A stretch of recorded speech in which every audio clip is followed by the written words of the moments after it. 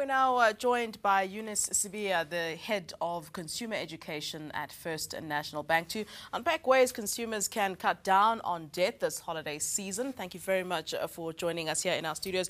I mean, it's the holiday season, and most of us are excited and want to spend time and obviously spend money and shop, of course. But what are some of the spending traps that we should really sort of try to avoid in this festive season?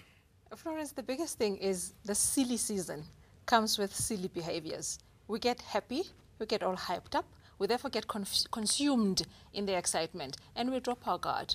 We are moneyed, we have money, most people got bonuses, and we've been looking forward to the season. So it's just that excitement that actually interferes with the normal discipline. For those people that are disciplined, and some just are not disciplined, they just go with the flow. So that's the problem. But also the biggest problem is we normally don't have financial plans, the majority of us. We never plan, we don't have goals, we don't budget. So we just find ourselves, you see this, you want it, you see the next thing you want it, and you have no idea in terms of tracking your expenditure versus the amount of money that you have in terms of where you stand. So it's those things that you know, the excitement, the happiness, just the date, the December month, makes people to behave very, very strangely. Now, of course, as you know, I mean, many consumers are burdened with debt. Why is the holiday season a good time to cut down on debt? I mean, one would think that this is the time where you sort of let loose because you've worked so hard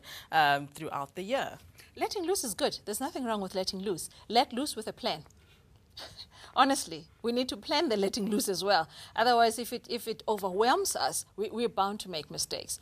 Usually, let me say, most people are getting bonuses or some form of a payout, 13th check you want to call it, some Stokvel payouts, you know, that kind of thing. This is the time that you must then sit down and dissect that financial pie into you know, accordingly, prioritize and make sure that you do pay your debt with that pie. Because often what you do, we get happy, we got bonuses, we have money, then you go, you know, entertain yourself and splash out under the name of you know, letting go, I'm letting loose. It is fine, but without a plan, the next thing you look, the money is gone because there was no checking system. However, if you plan up front, if you have an idea of how much you're going to get, do that. Dissect that pie, you know, sensibly. Be honest, be sober. Is this the best time to talk to your financial planner, I suppose?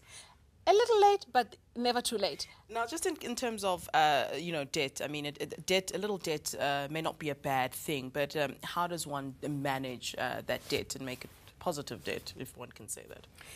Little debt gets ignored because we think, it's only 2,000 Rand or 1,000 Rand or 5,000 Rand. Forgetting that it also accumulates interest. And maybe at times we find that we worry about the larger debts because it's the balance that shocks you. But little debt can also get into trouble if you're not disciplined and you don't honor the agreement. So if you're supposed to pay X amount every however much, maybe a month or whenever, do that. Because if you don't do that, one, it attracts negative interest, or you fall into arrears. And it may then become big in terms of your credit scoring can go down because they will list you. Your creditors will list you. So let us honor our debt, little or big debt. It is still a debt. You have an agreement. Honor it and pay on time. All right, good advice coming from you there. Thank you very much for coming to speak to us. That's Eunice, Sibiya, the head of consumer education at First National Bank.